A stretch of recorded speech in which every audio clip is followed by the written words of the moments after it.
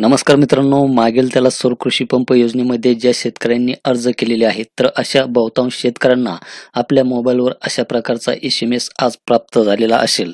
तर या SMS मध्ये मागेल त्याला सौर कृषी पंप योजनेअंतर्गत सौर कृषी पंपाकरता आपल्या अर्जाची प्राथमिक नोंदणी अर्ज क्रमांक आपला जो काही असेल तो दिनांक 26/9/2024 म्हणजेच आपण ज्या दिवशी अर्ज भरलेला आहे मागेल त्याला सौर कृषी पंप योजनेमध्ये त्या अर्जाची तारीख सुद्धा त्यामध्ये देण्यात आलेली आहे. नुसार झाली आहे. नियमानुसार मागणी पत्राची रक्कम रुपये जो काही आपला लाभार्थीचा असेल 3 HP चा 5 HP चा 7.5 HP चा ती रक्कम आपणास त्या SMS मध्ये सुद्धा प्राप्त झालेली असेल. भरणा करून आपला अर्ज पूर्णपणे सादर करावा. धन्यवाद महावितरण. अशा प्रकारचा SMS हा बहुतांश शेतकऱ्यांना आपल्या मोबाईलवर प्राप्त झालेला असेल. काहींना तो SMS प्राप्त झालेला सुद्धा नसेल.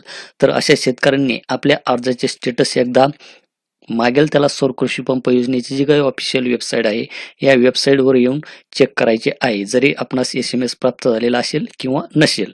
तर त्यासाठी आपणास येथे बेनिफिशरी सर्व्हिसेसमध्ये ॲप्लिकेशन करंट स्टेटस यावर क्लिक करायचे आहे. त्यानंतर आपला जो काही बेनिफिशरी ID आहे, लाभार्थी क्रमांक आहे तो टाकून येथे सर्च या बटनावर येथे क्लिक करून घ्यायचे आहे. सर्च या बटनावर क्लिक केल्याच्या नंतर आपण येथे करंट स्टेटसमध्ये पाहू शकतात की A1 form submitted without payment. तर खाली आपण येथे पाहू शकतात की your application is received without payment. Please complete beneficiary contribution payment process for further processing of application. तुम्हाला हे मराठीमध्ये मी ट्रान्सलेट करून दाखवतो. तर यामध्ये अर्जाच्या सद्यस्थितीमध्ये आपण मित्रांनो पाहू शकतात की A1 अर्ज सादर केला, भरणा विरहित. म्हणजेच आपण पैशाचा जो काही भरणा आहे तो भरणा यामध्ये केलेला नाही, फक्त आपण यामध्ये अर्ज केलेला आहे. आणि खाली पाहू शकतात की तुमचा अर्ज पैसे न देता प्राप्त झाला आहे. अर्जाच्या पुढील प्रक्रियेसाठी कृपया लाभार्थी योगदान देयक प्रक्रिया पूर्ण करा. आणि खाली रेड कलर मध्ये आपण एक नोटीस पाहू शकतात की इथे एक लाभार्थी योगदान देण्यापूर्वी आणि अर्ज सबमिट करण्यापूर्वी लाभार्थी पात्रतेच्या निकषाबद्दल जागरूक असले पाहिजे. कोणत्याही टप्प्यावर योजनेच्या निकषांच्या संदर्भात अर्ज चुकीचा आढळल्यास अर्जदारांच्या चुकामुळे अर्जावर प्रक्रिया करण्यास विलंब झाल्यामुळे अर्जदार देय रकमेवरील व्याज किंवा कोणत्याही नुकसानीचा दावा करू शकत नाही. अशा प्रकारचा एक रेड कलर मध्ये आपणास एक वॉर्निंग सुद्धा देण्यात आलेली आहे. तर यामध्ये आपण फक्त यामध्ये अर्ज केलेला आहे, आपण यामध्ये पैशाचा भरणा हा केलेला नाही. तर आपण आपल्या अर्जाचे स्टेटस एकदा चेक करून पहा. तर यामध्ये आपणास आपला जो काही लाभार्थी हिस्सा आहे हा लाभार्थी हिस्सा यामध्ये भरावा लागणार आहे. तर मित्रांनो, जोपर्यंत आपण आपला लाभार्थी हिस्सा भरत नाही तोपर्यंत आपला अर्ज हा पुढे जात नाही.